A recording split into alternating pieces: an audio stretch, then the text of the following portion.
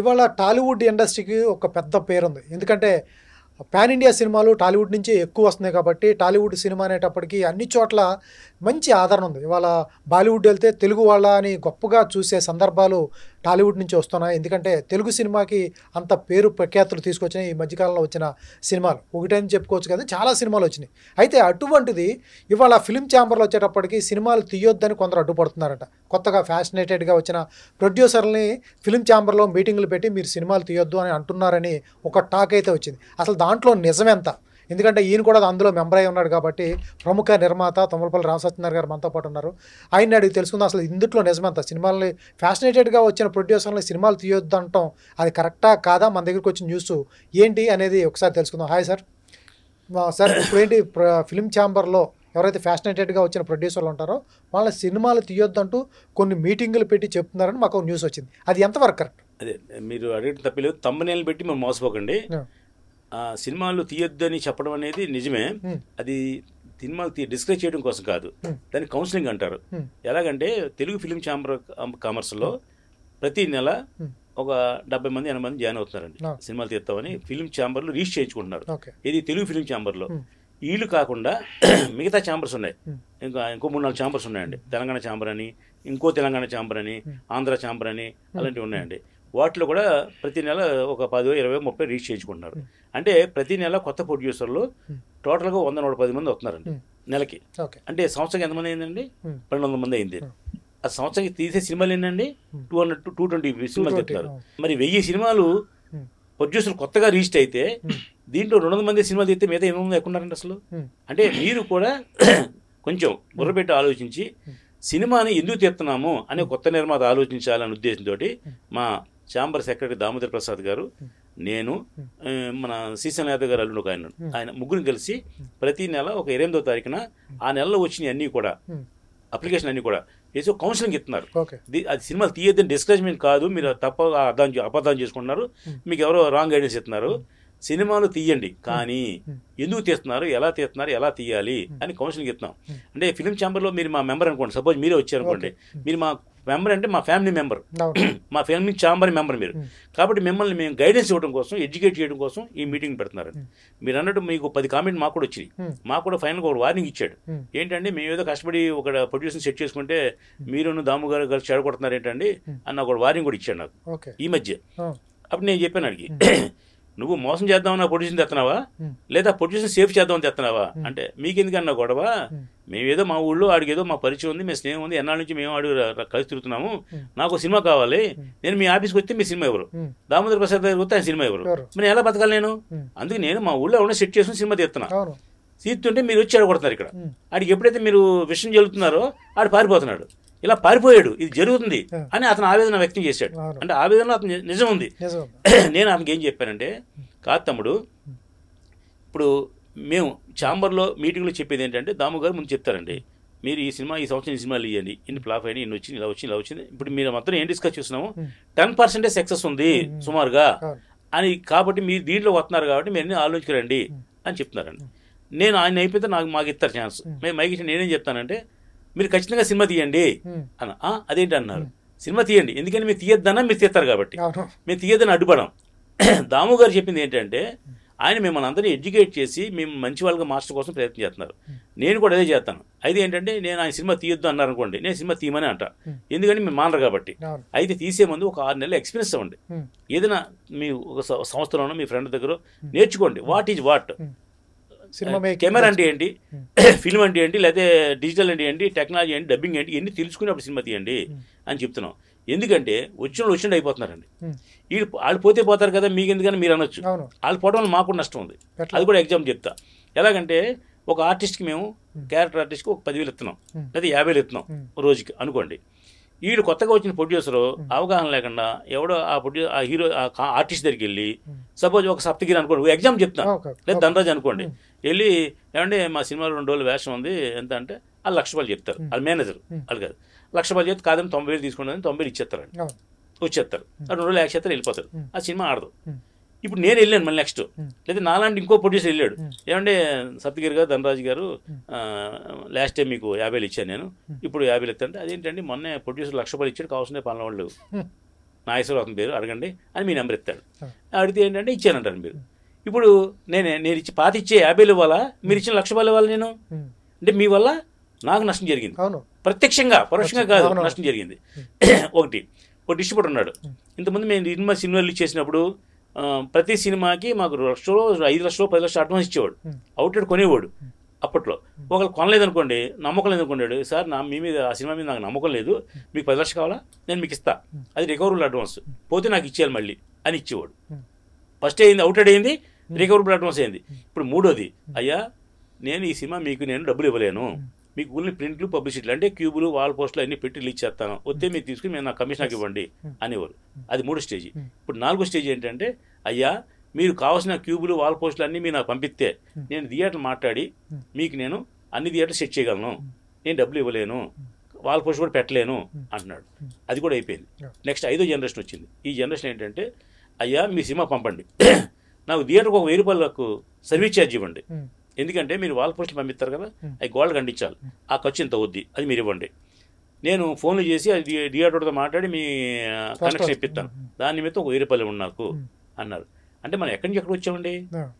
సినిమాకి డబ్బులు అవుట్లెట్ కొనే కాడి నుంచి నేనే మొత్తం అన్ని పెట్టుకునే స్టేజ్కి వచ్చాం. కారణం ఎవరండి? మీరు. ఎందుకు? మీరు మీ అబ్బాయిని పెట్టు, మీ తమ్ముడిని పెట్టు, డైరెక్షన్లో సొంతంగా సినిమా తీస్తారు. ఏవైనా నాకు 100 కోట్లు వస్తుంది, 2 కోట్లు పోతే ఉంది నాకు, మా అబ్బాయిని హీరో చేస్తాను అని మీరు చేస్తున్నారు. ఆ 2 కోట్లు పోతుంది, మీరు 2 కోట్లు పోకుండా మీరు వెళ్ళిపోతున్నారు. మేము ఇక్కడ ఇండస్ట్రీ నమ్ముకున్నాం, మేము ఇక్కడ ఎడుతున్నాం, మాకు మీ వల్ల డ్యామేజ్ జరిగింది, ఇది మా బాధ. అందుకని ఈ బాధలన్నీ మేము అక్కడ ఎక్స్ప్రెస్ చేసి, బాబు మీరు సినిమా తీసే ముందుకు ఒక ఎజెండాతో రండి, ఎందుకు వస్తున్నారు సినిమాకి నేను చెప్తాను క్లియర్గా. నేను దాము గారు అయితే కొన్ని విషయాలు చెప్తారు, నేను చాలా మాస్గా చెప్తా. నువ్వు సినిమా తీద్దాం వస్తా కదా, నీ ఆస్తి ఎంత? 10 కోట్లు ఉంది కదా, నువ్వు 5 కోట్లు సినిమా తీ, ఈ 5 కోట్లు పోతుంది గ్యారంటీగా, మిగతా 5 కోట్లు ఎందుకంటే నీ పెళ్ళం పెట్టల కోసం ఉంచుకో, నువ్వు వాళ్ళని రోడ్డు మీద పాడేక అని చెప్తున్నావు. అంటే ఎగ్జామ్ చెప్తున్నా మీకు, నీకు 1 కోటి రూపాయలు ఉంది, ఓ 50 లక్షలు సినిమా తీ, మిగతా 50 లక్షలు దాచుకో నీ పెళ్ళం పెట్టల కోసం, నువ్వు రోడ్డు మీద పడితే నీకు ఎవరిని చూడరు అని. ఈవేళ నిజంగా మీకు ఎందాక చెప్పిన లెక్క ప్రకారం సంవత్సరానికి 1000 మంది కొత్త ప్రొడ్యూసర్ వస్తున్నారండి. అంటే అన్ని ఛాంబర్లో కలిపి, మా ఛాంబర్లో అయితే నెలకి 50 మంది వస్తున్నారండి, అంటే 600 మంది వస్తున్నారు సంవత్సరానికి. 600 వచ్చే సినిమాలు 200 తయారవుతున్నాయి.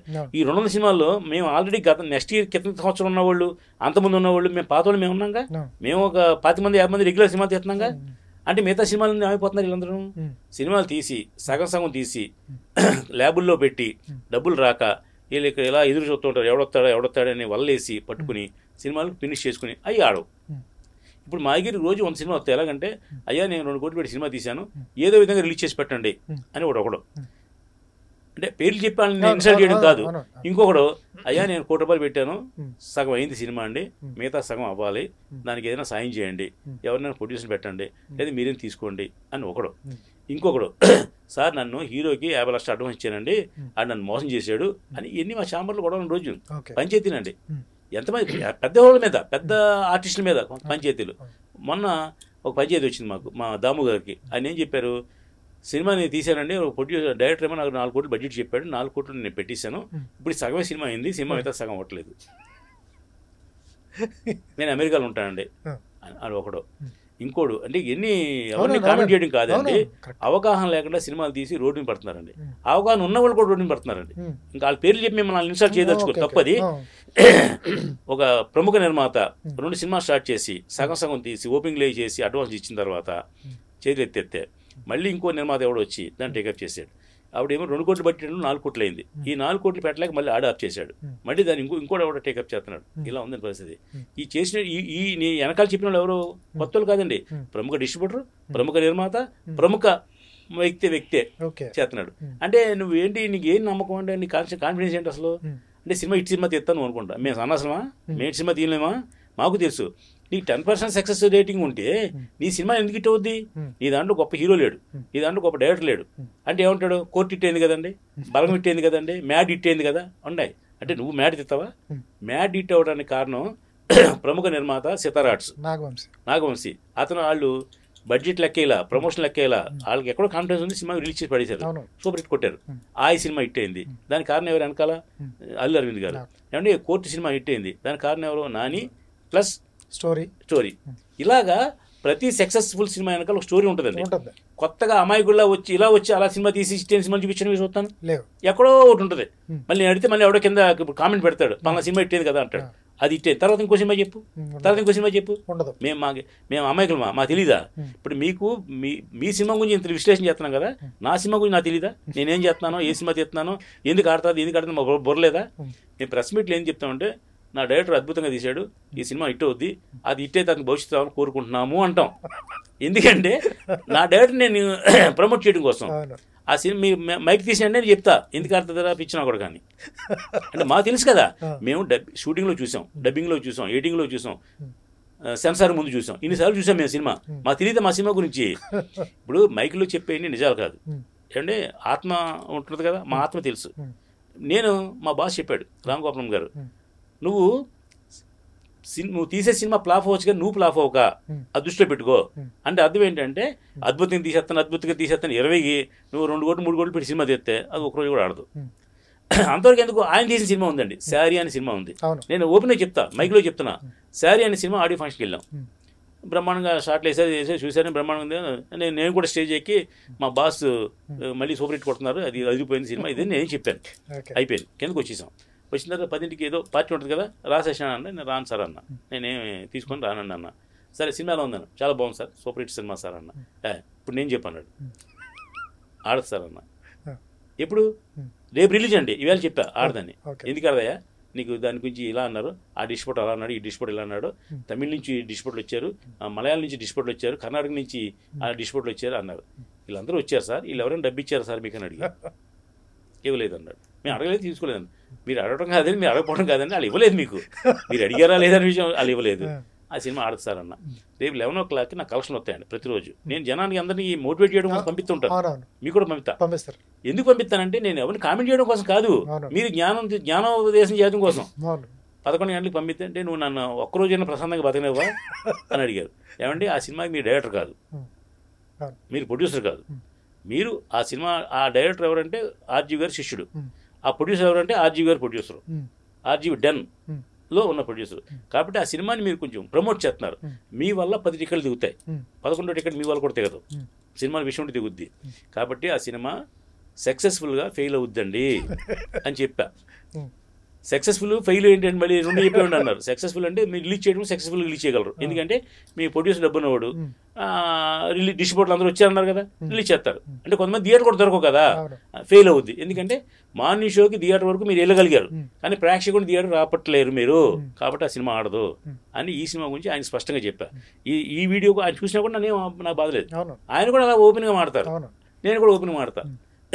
ఆ సినిమా ఆడలేదు. కారణం ఏంటంటే, అంటే రామ్ గోపాలం కంటే నువ్వు గొప్పడువా, నువ్వు గొప్ప సినిమా తీస్తావా, వాళ్ళు బ్రహ్మాండం సినిమా తీశారు, వాళ్ళు ఒక టేకింగ్ కానీ ఇంకోటి కానీ అద్భుతంగా తీశారు, నువ్వు తీయగలవా, ఆ అమ్మాయి చాలా బాగుంటుంది, నువ్వు చేయగలవా అంటే, రామ్ గోపాలం గారు అన్ని చేస్తేనే ఆడని సినిమాకి నువ్వు తీసే సినిమా ఎందుకు ఆడుతుంది, నేను తీసే సినిమా ఎందుకు ఆడుతుంది, ఈ మాత్రం జ్ఞానోపదేశం తెలియదా నీకు?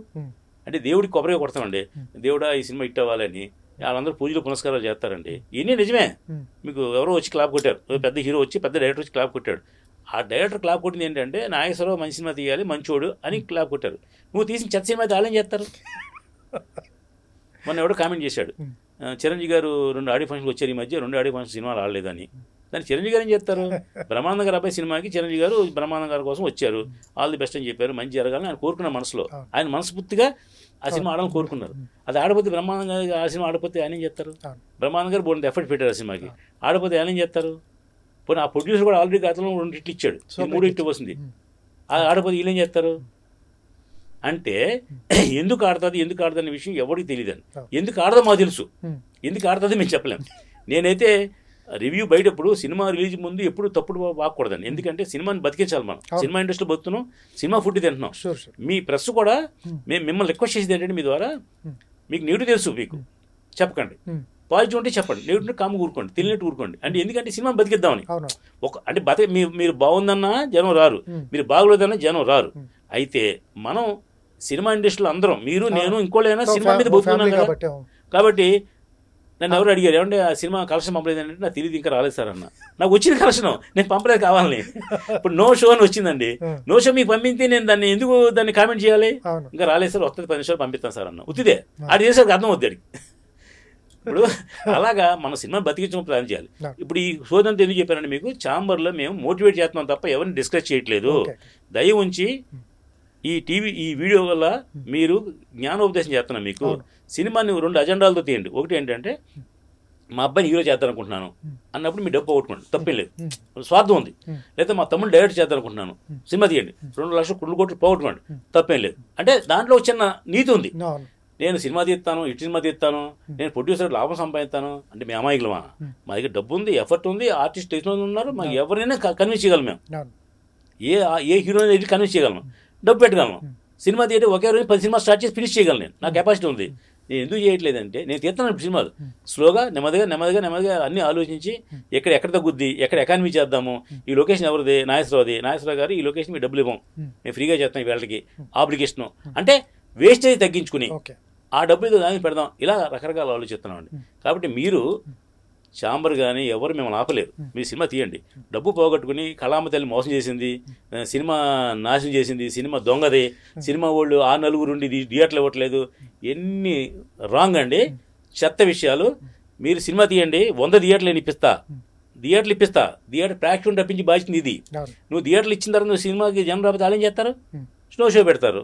నువ్వు మొన్న భారతీయ 2 అనే సినిమాకి నేను మల్టీప్లెక్స్ సినిమాకి వెళ్ళానండి, టికెట్ ఆన్లైన్లో కొనుక్కుని. 11 గంటలు షో అండి, 10:45 వాళ్ళు ఫోన్ చేశారు, ఏమంటే టెక్నికల్ ప్రాబ్లం ఉంది, మీరు టికెట్లు వెనక్కి డబ్బు ఇచ్చేస్తామండి. నేను టెక్నికల్ ప్రాబ్లం ఏంటనుకున్నారు?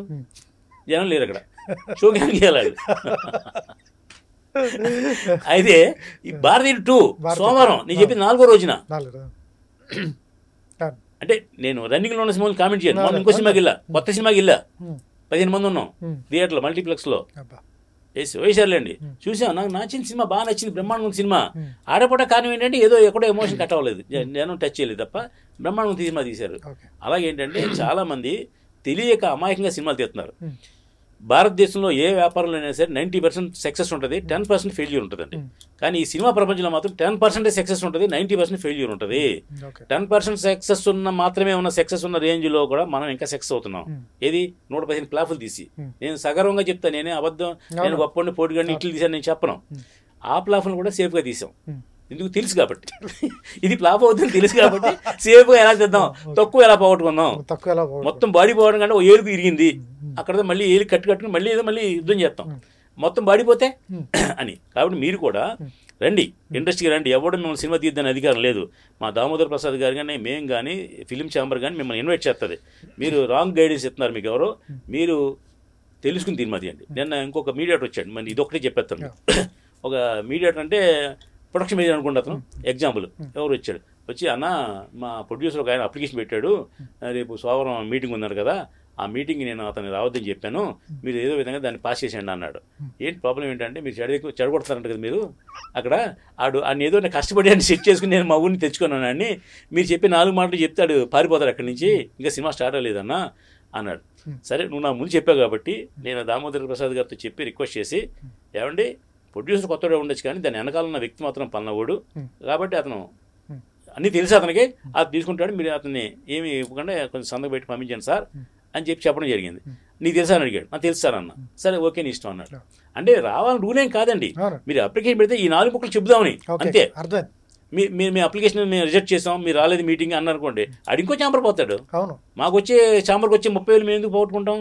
అయితే ఏంటంటే మిమ్మల్ని మోటివేట్ చేద్దామని సహృదయం తప్ప దామోదర్ ప్రసాద్ గారికైనా నాకైనా చెడగొడదామని కాదు. ఒక చెడగొడితే ఇక్కడే 30,000 పోతుంది, మీకు తీతే 30 లక్షలు పోద్ది. కాబట్టి నా ఇంటర్వ్యూ వల్ల 10 మంది అట్లీస్ట్ ఒక్కడు బాగుపడినా నేను గర్వంగా ఫీల్ అవుతా. నేను సినిమాలు తీస్తున్నాను, ఇప్పుడు నేను తీస్తున్నా, మీకు చెప్పని తీయద్దని నేను తీస్తున్నా, నేను 3 సినిమాలు తీస్తున్నా. నేనేం ఆలోచిస్తున్నానంటే ఇప్పుడు కొత్తగా గ్రాఫిక్స్ టెక్నాలజీ వచ్చింది, ఏఐ టెక్నాలజీ వచ్చింది. ఏమంటే ఇప్పుడు ఉత్తరప్రదేశ్లో సినిమా తీస్తే 35% సబ్సిడీ ఇస్తున్నారు. ఇప్పుడు మేము సినిమా తీసేది ఏంటంటే ఈ సబ్సిడీ 35 లక్షలు 35% అక్కడి నుంచి ఎలా తేవాలి అంటే, ₹1,00,00,000 సినిమా తీస్తే 35 లక్షలు వెనక్కి వస్తుంది ముందే మనకి, అంటే 60 లక్షల రూపాయలే మనకి రిస్క్ ఉంది. ఈ 60 లక్షలు ఎలా అమ్మాలి? ఇప్పుడు పలానా హీరోని పెడితే తమిళ్ కొంటాడు. ఈ పాన్ ఇండియా సినిమా ఎలా తెస్తున్నారు? 4 లాంగ్వేజ్ 4 తెస్తున్నారు కదా, అలాగా ఈ తమిళ నుంచి ఒకటి తెద్దాం, కన్నడ నుంచి ఒకటి తెద్దాం, మలయాళం నుంచి ఒకటి తెద్దాం. అక్కడ ఒక 10 లక్షలు, ఇక్కడ 10 లక్షలు, ఇక్కడ 10 లక్షలు వస్తుందేమో. పాన్ ఇండియా అంటే పూర్వం తీసిందని పాన్ ఇండియా ఇది, ఇప్పుడు పాన్ ఇండియా ప్లాన్ చేసి తీస్తున్నారు. రజనీకాంత్ సినిమా వచ్చింది మన సినిమా, దాన్ని మలయాళం వెళ్ళి ఒకటి తెస్తాడు, కర్ణాటక వెళ్ళి ఇంకొకటి తెస్తాడు.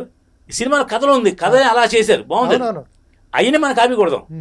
మా సినిమాలు కూడా మలయాళం నుంచి కూడా వస్తాడు, తమిళ నుంచి కూడా వస్తాడు, వచ్చి తెలుగులో సబ్ టైటిల్ చేస్తాం. తమిళ కన్నడ తెలుగులో మాట్లాడడం రూల్ లేదు కదా. అంటే వాళ్ళు పెద్ద పెద్ద హీరోలు తెచ్చారు, మనం చిన్న చిన్న హీరోలు తెస్తాం. తెచ్చి ఇలా చేతి ప్లాన్ చేసి, అంటే సినిమా అనేది మనకు వ్యసనం కాబట్టి దీన్ని మానలేం కాబట్టి ప్లాన్ చేసి తక్కువ పోగొట్టుకునేలాగా తక్కువ లాస్ వచ్చేలా ప్లాన్ చేస్తున్నాను. ఒక్క సినిమాలో ₹1 పోవడం కంటే 20 సినిమాలు నాకు పోటీపోద్ది. 20 సినిమాల దగ్గర నేను బతుకుతాం కదా. ఈలో ఏదో సినిమాకు కాపాడుతుంది కదా, ఏదో అమ్ముతాం కదా, ఏదో రేట్స్ అమ్ముతాం కదా. నువ్వు ₹1 పెట్టి ఒక సినిమా తీసి ఒక సినిమా పోగొట్టి ఇంటికి వెళ్ళిపోవాలి. కాబట్టి మిమ్మల్ని మోటివేట్ చేసింది ఏంటంటే, మీరు సినిమా తీయండి. చాంబర్ కానీ, దామోదర్ ప్రసాద్ గారు కానీ, మేము కానీ, దిల్ రాజు గారు కానీ ఎవరు మిమ్మల్ని ఆపరు. కానీ మీరు ఆలోచనతో, అవగాహనతో సినిమా తీయండి. నష్టం వస్తే మన ఫ్యామిలీ ఏమవుద్ది అని. అసలు మీటింగుల్లో మీకు మతిపోద్ది. ఒకళ్ళు వచ్చి మా ఫ్రెండ్ డైరెక్టర్ అని ఎప్పటి నుంచో నన్ను అడుగుతున్నాడు, సరే అతనికి హెల్ప్ చేద్దాం సినిమా తీస్తున్నా అన్నాడు ఒకడు. ఇంకోటి సాఫ్ట్వేర్ ఇంజనీర్, నేను బెంగళూరులో కన్నడలో సినిమా తీశాను, మళ్ళీ తిల్లో ఇంకో సినిమా తీద్దాం. మరి కన్నడలో సినిమా తీసేది ఏమైందంటే, అది పర్లేదని అన్నాడు. పర్లేదేంటి, నేను చెప్పండి ఆ సినిమా పేరేంటి నాకు తెలుసు కదా, ఏ సినిమా అంటే ఏందో. అందుకు లాస్ వచ్చింది కదా, మీరు అమ్మలేదు కదా. అమ్మలేదండి. మరి ఇప్పుడు ఎందుకు చెప్తున్నారు మీరు అంటే, ఇక్కడ ఏదైనా సాధిద్దామని. అది తెలుసుకుని తీయండి, అవగాహనతో తీయండి తప్ప సినిమా తీయద్దని అధికారం ఎవరికి లేదు. కాబట్టి చాంబర్ కానీ ఇంకోటి కానీ ఎవరిని డిస్టర్బ్ చేయదు. చాంబర్ మీకు సపోర్ట్ చేస్తుంది. చాంబర్ వాళ్ళ అడ్వాంటేజ్ ఏంటంటే, అగ్రిమెంట్స్ బెటర్ దాన్ ఆర్గ్యుమెంట్స్ అంటారు కదా. మేము చాంబర్లో చెప్తాం, మీరు ప్రతి ఆర్టిస్ట్తో టెక్నీషియన్తో అగ్రిమెంట్ చేసుకోండి. ఇంకోటి మీకు మీ ద్వారా ఇంకొక జనానికి ఏంటంటే, ₹3 కోట్ల ₹4 కోట్ల లోపు మనం సినిమా తీస్తామని ముందు చాంబర్కి లెటర్ పెట్టి, చాంబర్ని నిజంగా లెటర్ పెడితే కనుక మేము టెక్నీషియన్ నుంచి, అంటే ఫెడరేషన్ నుంచి 15% నుంచి 25% వరకు రాయితీ ఉందండి.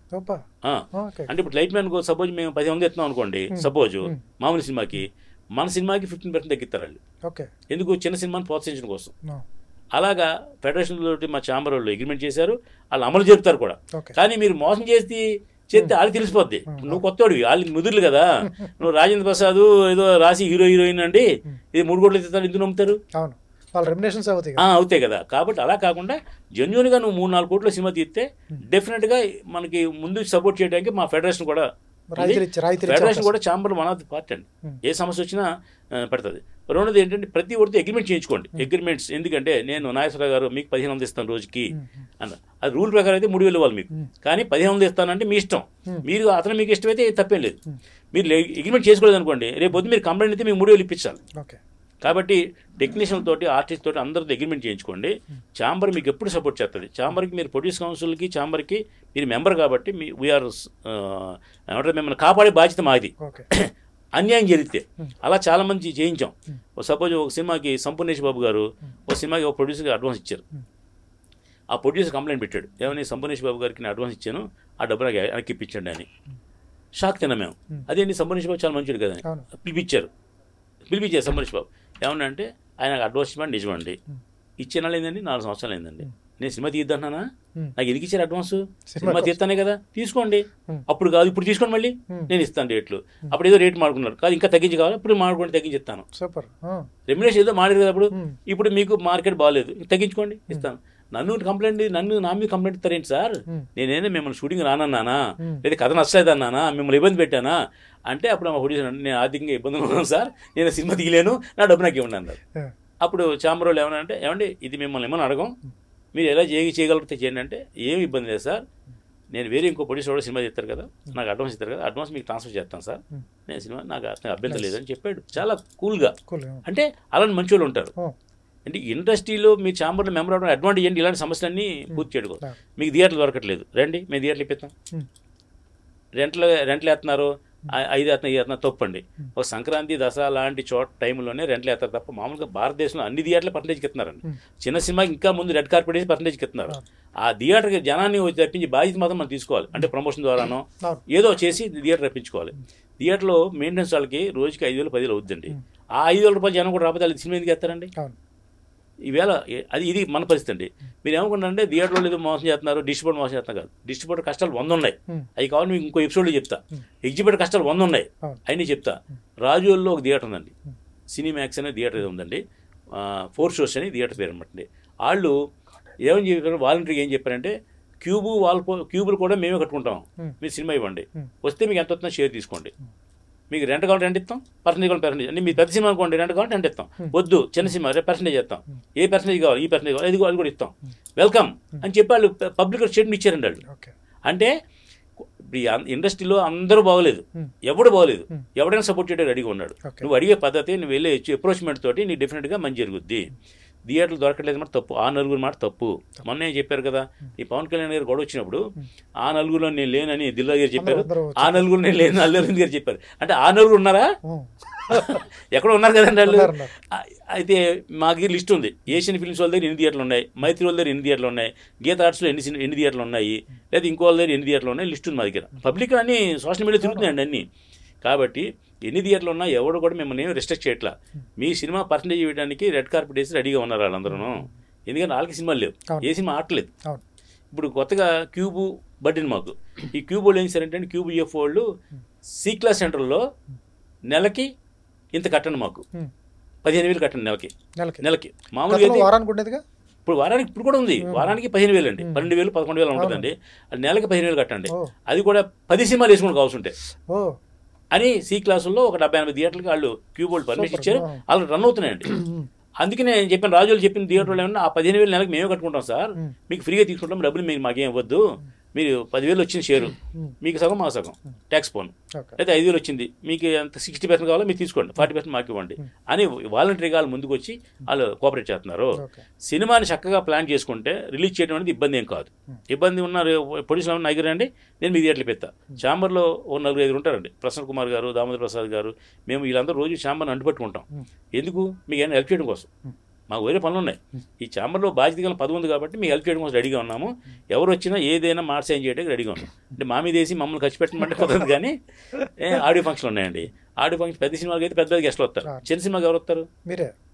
మేము రెడీగా ఉన్నాం, మమ్మల్ని వాడుకోండి, పని లేక కాదు, హెల్ప్ చేయడానికి. మేము చిన్నోళ్ళే కదా, సపోర్ట్ చేయడం. ఆ కష్టాలు మీకు తెలుసు. దామోదర్ ప్రసాద్ గారు గోల్డెన్ స్పూన్తో పుట్టిన మనిషి అండి. ఆయన ఛాంబర్ సెక్రటరీ అయిన తర్వాత ఆయన మాతో కలిసిపోయాను. అలాగే ప్రసన్న కుమార్ గారు ఏ చిన్న సమస్య వచ్చినా సరే భుజం మీద తీసుకుని, మీకు ఏదో టెక్నీషియన్ ఇబ్బంది పెట్టాడు లేదా ఇంకో గొడవ అయింది, వెంటనే కాగేసి పిలిచి సాల్వ్ చేస్తున్నాం. ఎందుకంటే ఇండస్ట్రీని బతికిద్దామనే కదా. కాబట్టి ఫిలిం ఛాంబర్ కానీ ప్రొడ్యూసర్ కౌన్సిల్ కానీ కొత్త నిర్మాతకి వెల్కమ్ చెప్తుంది. సినిమా తీయద్దని మా ఉద్దేశం కాదు, సినిమాలు తీయండి, ఆలోచనతో అవగాహనతో సినిమాలు తీయండి, మీరు కూడా సేఫ్ అవ్వండి. This is my request. మీరు చెడ్డ సినిమా తీసి ఫ్లాప్ అయ్యి మీ ఫ్యామిలీని రోడ్డు మీద పెట్టుకోవద్దు. This is my humble request. Super. ఇది రామసత్యనారాయణ గారు చెప్పేది. ఎందుకంటే క్లారిటీగా చెప్పారు. ఎందుకంటే ఆవేశపడిపోయి నా దగ్గర డబ్బులు ఉన్నాయి, నా తమ్ముని హీరోని చేద్దాం, లేకపోతే మా బామర్దిని హీరోని చేద్దామని ఆవేశంగా, లేకపోతే వేరే వాళ్ళు ఒక ప్రొడ్యూసర్ని పట్టుకొచ్చి సినిమా తీసేసి డబ్బులు పోగొట్టకుండా మీ ఫ్యామిలీని రోడ్డు మీద వేసుకోకండి. ఇది ఓన్లీ కౌన్సిలింగ్ మాత్రమే. మీరు సినిమా ఎట్టి పరిస్థితిలో తీస్తారు, మీ డబ్బులు పోగొట్టుకుంటారు, హిట్ ఎలా వస్తుంది, ఫ్లాప్ ఎలా వస్తుంది, ఎందుకంటే పెద్దలు ఉన్నారు, కౌన్సిల్ దగ్గరికి వెళ్ళండి, ఛాంబర్లో ఉంటారు మనుషులు, వీళ్ళు మాట్లాడుకుని సినిమా తీస్తే బెస్ట్. లేకపోవడం ఆవేశంగా ఏ విధమైన సినిమా క్రాఫ్ట్ గురించి తెలియకోకుండా, సినిమా మీద సరైన అవగాహన లేకుండా ఏదో స్టోరీ మధ్యలో వచ్చేసింది, నాకు ప్రొడ్యూసర్ దొరికాడు అని సినిమా తీస్తే నెక్స్ట్ ప్రొడ్యూసర్ ఉండడు, మీకు సినిమా ఉండదు, మీ ఫ్యూచర్ భవిష్యత్తు కూడా ఉండదు. అది వల్ల మిమ్మల్ని సినిమా తీయొద్దని వాళ్ళు ఎప్పుడూ చెప్పట్లేదు, బట్ దాని మీద అవగాహన పెంచుకుని రండి.